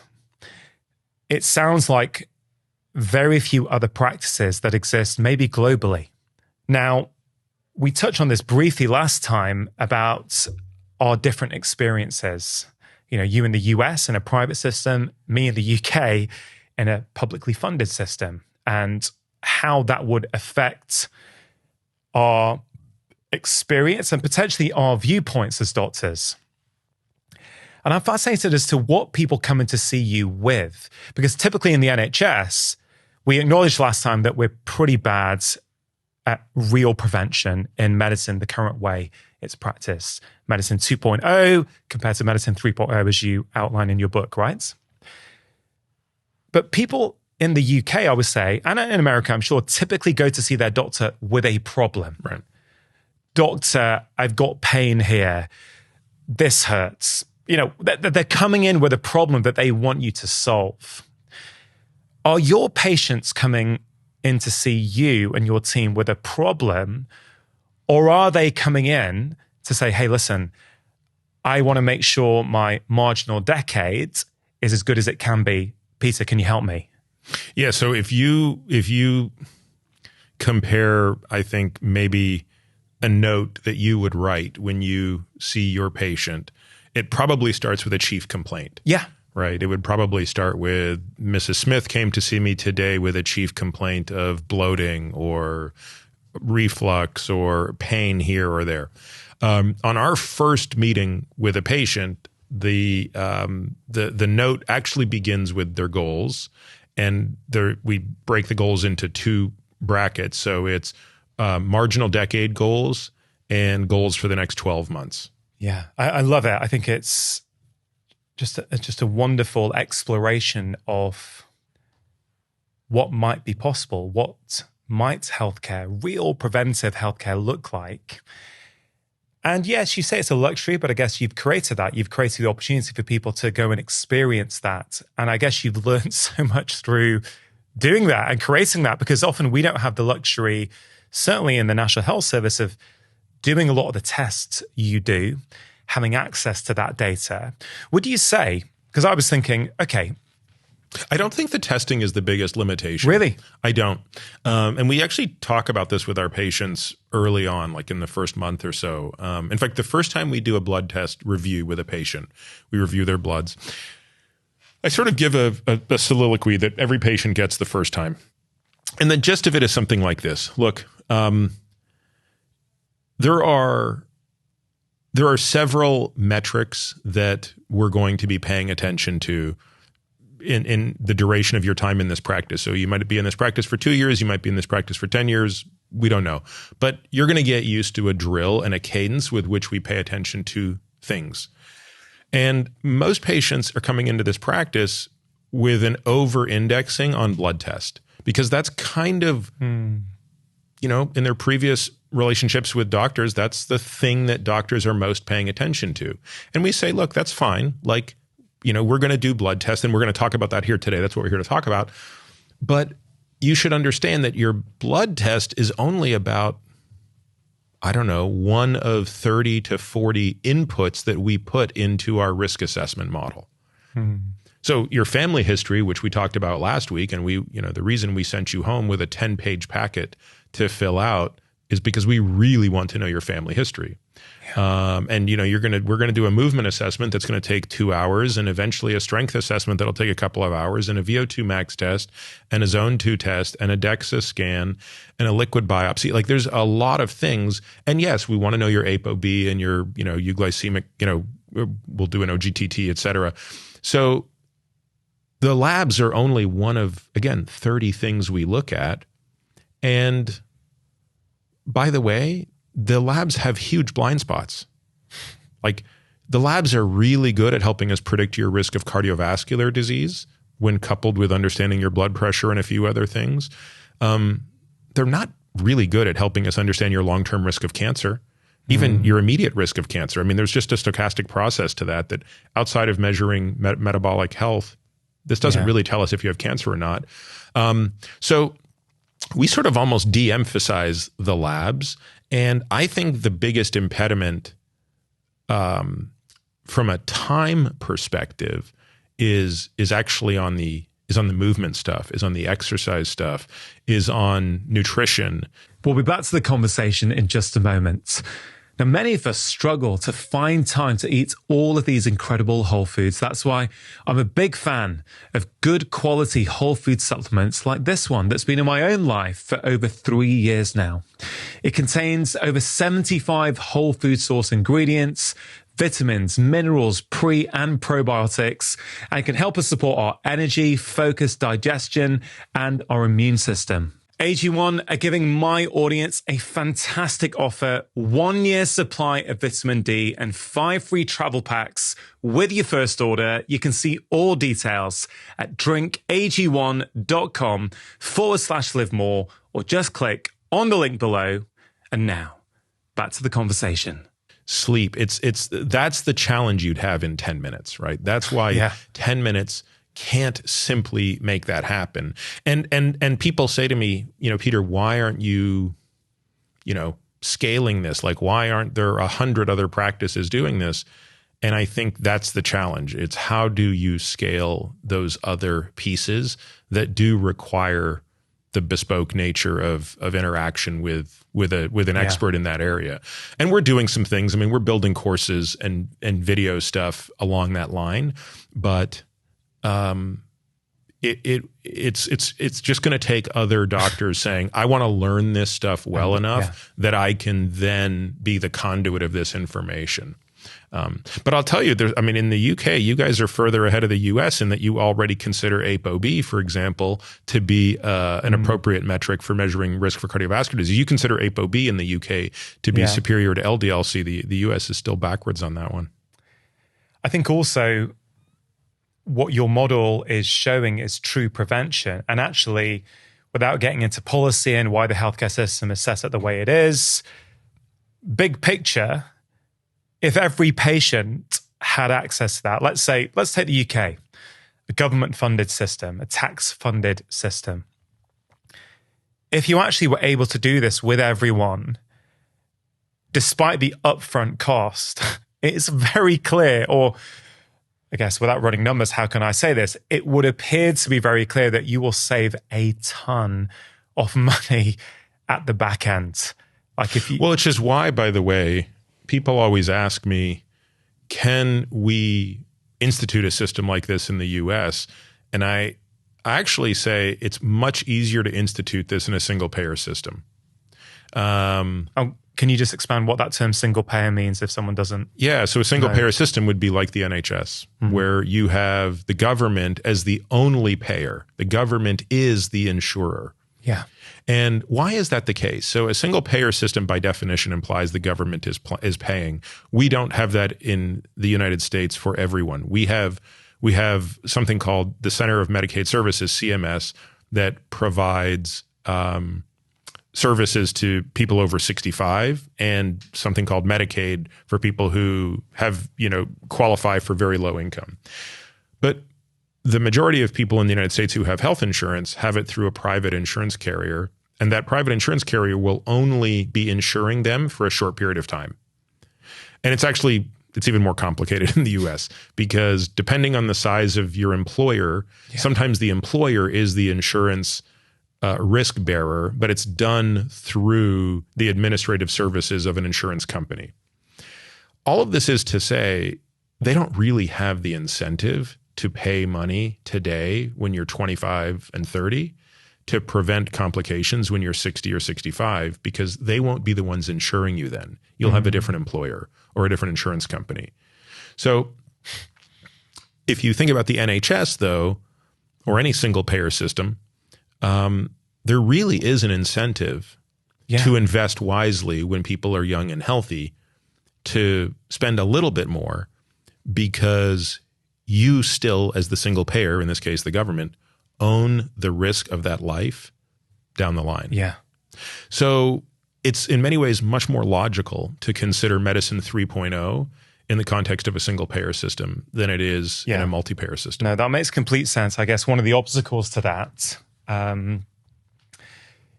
is that the National Health Service is such a political hot potato that really there doesn't appear to be this 20, 30-year vision. More, there's an election in 2 years. So what do I need to do with the NHS to make sure that I get re-elected? Yeah.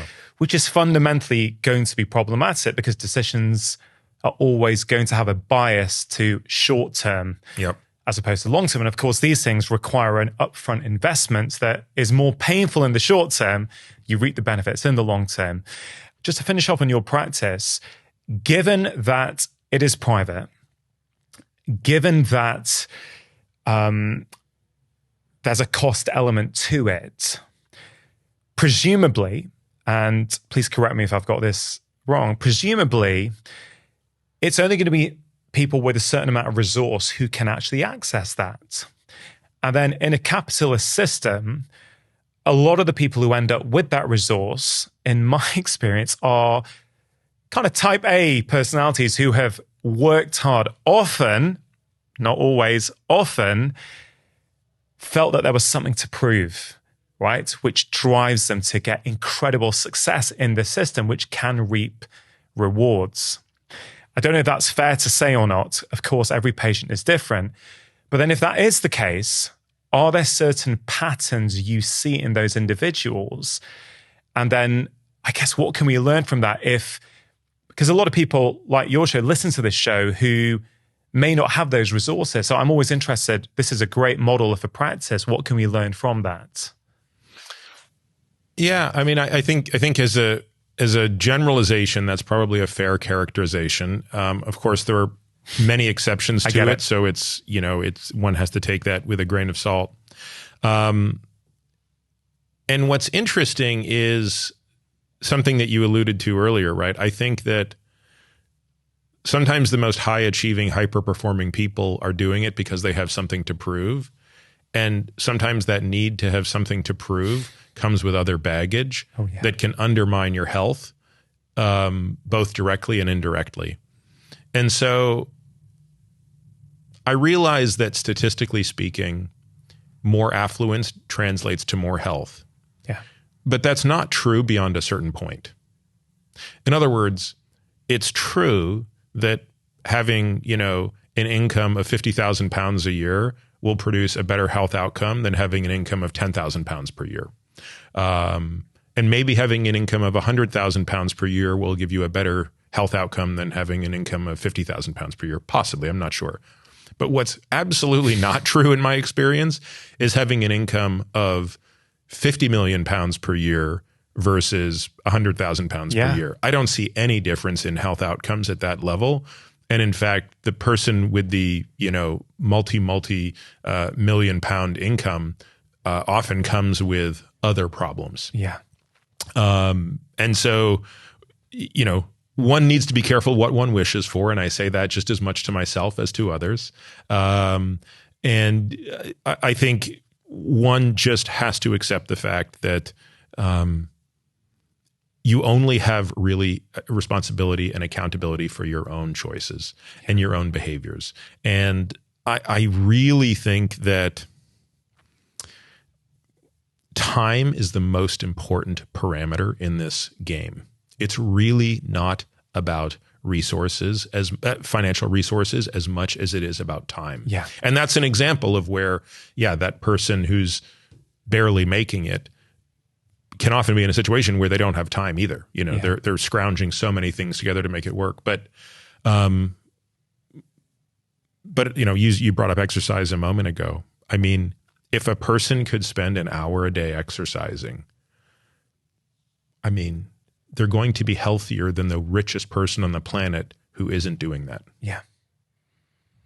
Yeah. Who has all the fancy doctors, who has all the fancy clinics, who does all the executive physicals. I mean, none of that stuff will matter if they're not taking care of themselves. And I've seen people across the spectrum, and the correlation is very loose.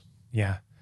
Just to finish off then, Peter, you touched, and maybe we don't have time to really go into this in detail, But given that women have lower estrogen levels post-menopause, I know this is quite a contentious area in terms of, does every woman need hormones after menopause for brain protection, cognitive protection, muscles?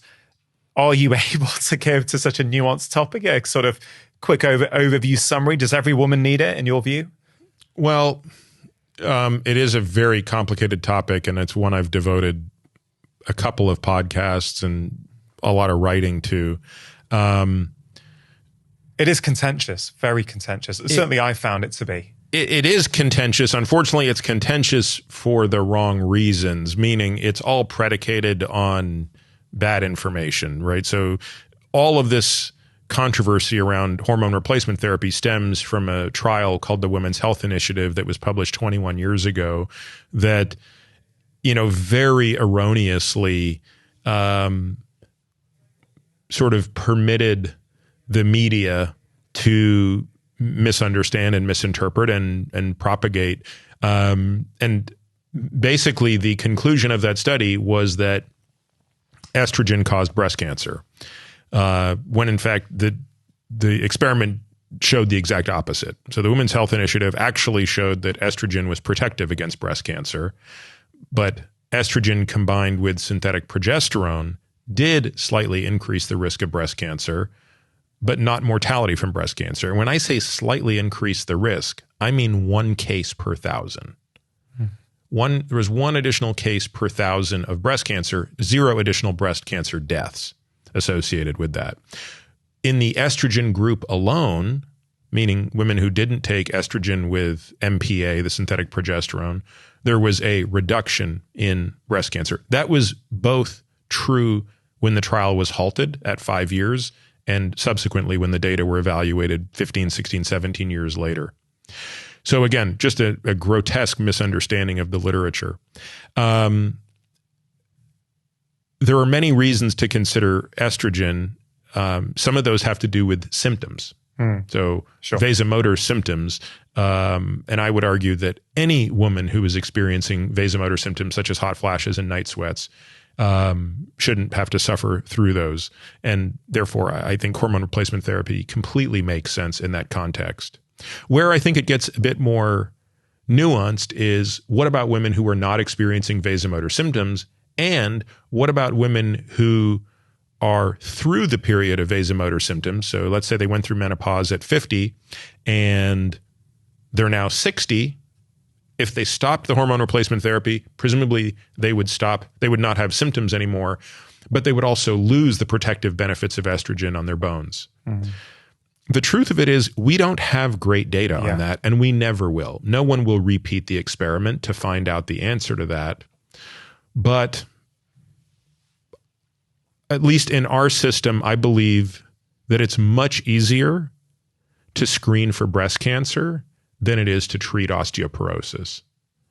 And I think each woman has to be I hate to say it, it's such an obvious cliche, but each woman needs to be treated individually. Sure. And you basically have to look at, what are the symptoms of estrogen withdrawal?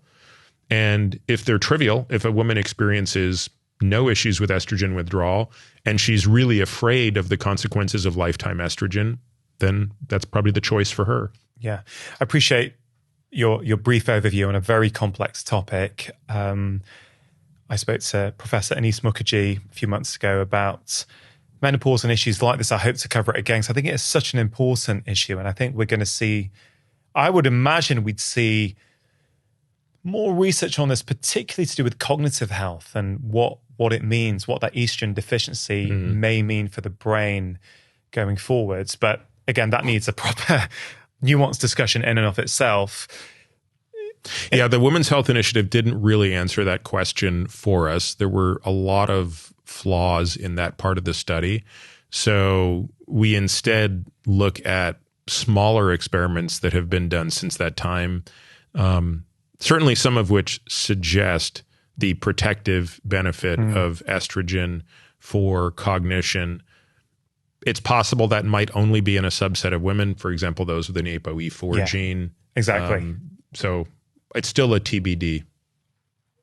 In the remaining time, let's see if we can cover cardio, zone 2 cardio. Okay. What is zone 2 cardio for people who've never heard that term before, right? And I think there will be quite a few, although I think we often get seduced into thinking that our section of the internet is what everyone also sees. But we all consume highly curated feeds that feed us what we already know, what we like. I'm pretty sure much of my audience will not know the term. So why is that a key pillar of longevity protection when it comes to exercise for you? So this is a complicated one because it requires understanding a little bit about metabolism and how we make ATP out of nutrients. So there are basically two pathways that we have at our disposal to make ATP, ATP being the energy currency that is necessary for every physiologic function. So to be clear, ATP is a form of chemical energy, but it is made from another form of chemical energy in the form of food. So when we consume food, and for the purpose of this discussion, let's just talk about two things, fat and glucose, since those are the most abundant energy sources. Fat and glucose contain energy in their chemical bonds. Those chemical bonds have to get turned into electrical energy, which then gets turned back into chemical energy. There's two ways to do that. There's a very, very efficient way to do that and a very, very inefficient way to do that. You might ask, why is there an inefficient way to do it? Why would you ever do it that way? It has to do with speed. It's the speed with which you need the ATP. If you need the ATP really, really quickly, if I said, I want you to stand up and give me 25 burpees, or do something, I want you to sprint all out for 30 seconds or for a minute. You are demanding ATP at such an accelerated rate that your body is going to take you down a very inefficient way of turning glucose into an intermediate molecule called pyruvate and then turning that into lactate and generating a little bit of this ATP. If I gave you all the time in the world, if I said, I want you to go for a slow jog, your body, hopefully, if you're reasonably fit, will instead turn that glucose and maybe even fat, ideally fat, into smaller molecules that go into the mitochondria and make a lot of electrons that then get turned into ATP down the line. So again, I'm really oversimplifying, but I think the point I want to make is there's a slow, efficient way to do it that has no byproduct except for carbon dioxide and water. And then there's a inefficient way to do it when there's a gun to your head and it doesn't make much ATP and it makes a lot of lactate, and lactate gets attached to hydrogen and the hydrogen causes your muscles to get stiff. Okay. Zone 2 is a term that is used to describe the highest level of exertion you can sustain while keeping lactate below a certain threshold, 2 millimole. Why? Well, once lactate gets beyond 2 millimole, it begins to start accumulating. 2 millimole for most people is the level at which you can sustainably clear it while creating more of it. So the fitter an individual is, the higher speed they can run or the higher wattage they can put out on a bike while still keeping their lactate at or below 2 millimole. And the difference is quite staggering. So you mentioned Kipchoge earlier. I don't know his numbers, but I would bet that Kipchoge could run a 4-minute 50 mile, a 4:55, certainly a 5-minute mile while keeping lactate below 2. For many of us, that'll be beyond our max. First of all, I couldn't run a mile in 5 minutes any longer. But even when I could run a mile in 5 minutes, that I would be lactate above 2. Yeah. Right. So maybe even zone 5. Yeah. So, or 4. So, the same is true in cycling. Like if you look at, Tadej Pogačar, he could make 4 watts per kilo on a bicycle and his lactate is below 2. I could make 4 watts per kilo for a few minutes before I'd be filling up with lactate.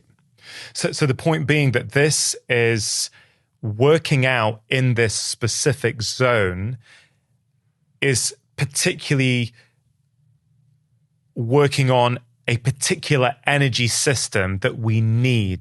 Yeah, it is your maximum aerobic efficiency. So if VO2 max is your maximum aerobic output, VO2 max produces lots of lactate, but it is the maximum oxygen consumption you have. It's your max aerobic output. This is different. This is max aerobic efficiency. The sort of metaphor I use with patients is a pyramid. The VO2 max is the peak height of the pyramid. The zone 2 is the base of the pyramid. And the goal of cardio training is to have the biggest area of your pyramid. So you don't want a pyramid with a high peak, narrow base, and you don't want one with a wide base, short peak. You want wide base, big peak. So you want a very high zone 2 threshold and a high VO2 max. Yeah, thank you. It is a complex area. I will make one more point, because the person listening to this might be like, what the hell is he talking about with lactate? Here's the good news. A person who then says, okay, how do I put this into practice? If Peter says, hey, we really ought to be trying to do 3 hours of zone 2 conditioning per week, it's true that the gold standard is achieved by measuring lactate, but the way that we can do this in real life is just on exertion, on what we call rate of perceived exertion. And this is the tell for when you're in zone 2. When you're in zone 2, you can speak, but it's uncomfortable and you don't want to. But you can still speak in full sentences. If you can speak in full sentences easily, you're in zone 1. And you're not achieving that training effect. So in other words, it's not hard enough. So if you and I went for a walk right now, we would not be in zone 2. Because we'd be in zone 1. We'd be in zone 1. Flat ground, having a walk, we'd be in zone 1. That's right. If we went out for a run right now, well, that would be a bad example because it would be easier for you than me. But let's just assume for a moment we did something where we're both kind of comparably fit and we couldn't speak to each other. Or if we did, it was one word here and there, we would be in zone 3, 4, or 5. Yeah. And there's benefit in doing that, but not for this type of conditioning. Yeah. You have to thread the needle to that sweet spot. And that's what you're basically doing, is enhancing your mitochondrial efficiency. Yeah. No, I love it. And I would say for me, for much of my life, I've neglected this massively. I was always drawn to intensity for a variety of reasons, not really because I like the feeling, more because I've always felt quite time pressured. I've had a lot of caring responsibilities for parents throughout my adult life. But I would say in the last couple of years, completely changing that. And I'm spending a lot of time relative to the past in zone 2. And what's I think for me, and there's a lot of content you've put out online about zone 2 that you've written it beautifully in your book. If people want to learn more, I'm going to cover it on the show shortly for sure as well. The beautiful thing about zone 2 is it's quite easy. It doesn't, yes, you're a bit out of breath, as you say, you can hold a conversation, but you don't want to. A lot of people get put off exercise. They think it's too hard. And I find one of the great things about zone 2 is I really enjoy it. I can sometimes think, listen to a podcast, listen to an album I haven't listened to for ages or whatever it might be.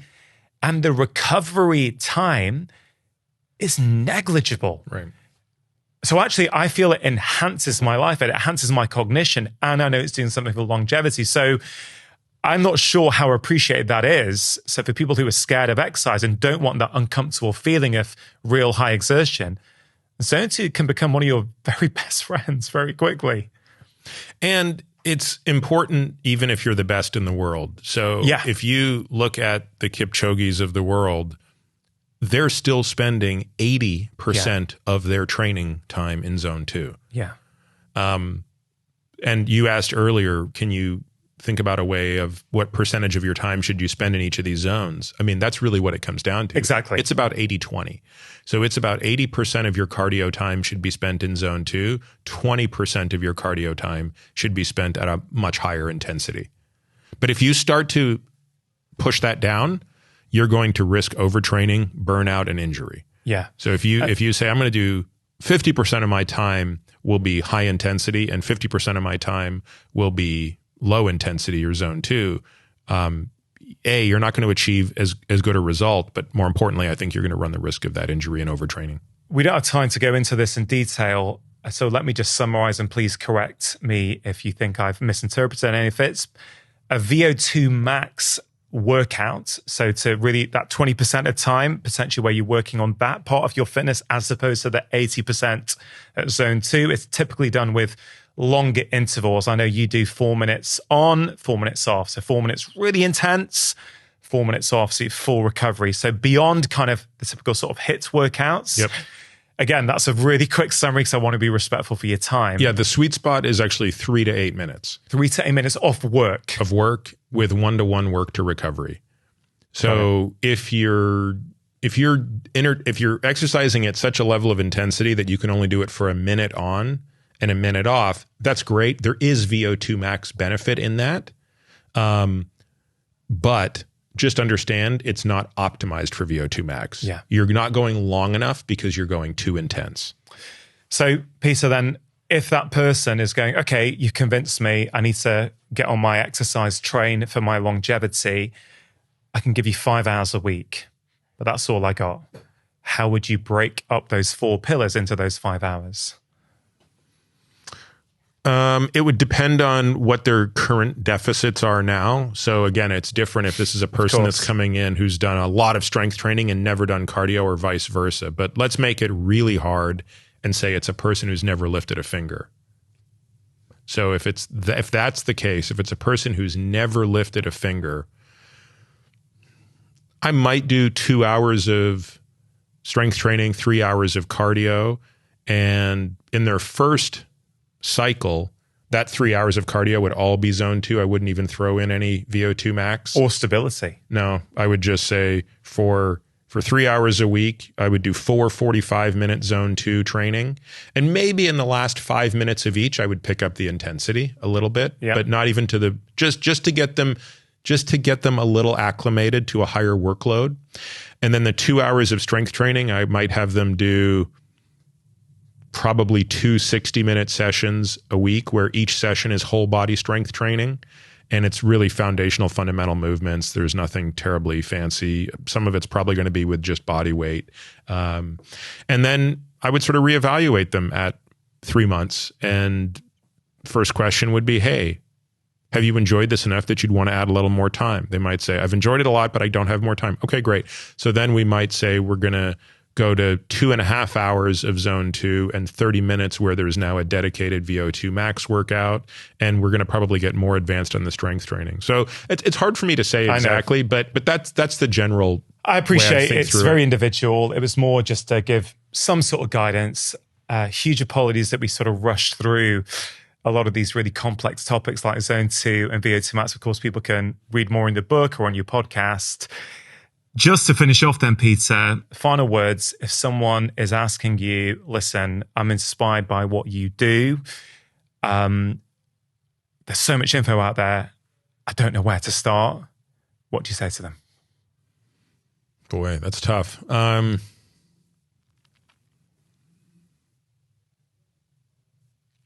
I guess I would say just sort of pick one thing. I mean, presumably the person asking this question has enough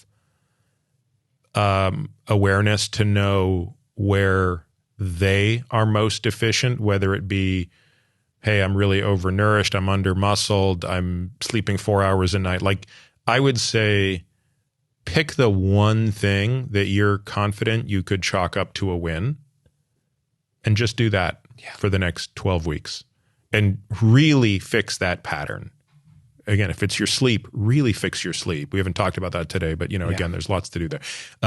If it's nutrition, just really get that, because it's just as much about the confidence that comes from sort of addressing that pattern and making incremental changes that stick, as opposed to trying to make massive changes that are harder to stick. So that's probably what I would advise. Thank you, Peter. Thank you for all the work you're doing. I think you're inspiring many people around the world to believe that they can actually do something right now that's going to help them in their marginal decade. Thanks for coming on the show. and enjoy your time in the UK. If you enjoyed that conversation, I think you are really going to enjoy this one about the simple things you can do to improve sleep, energy, and reduce fatigue. The foundational practice that I truly believe every person should do every day is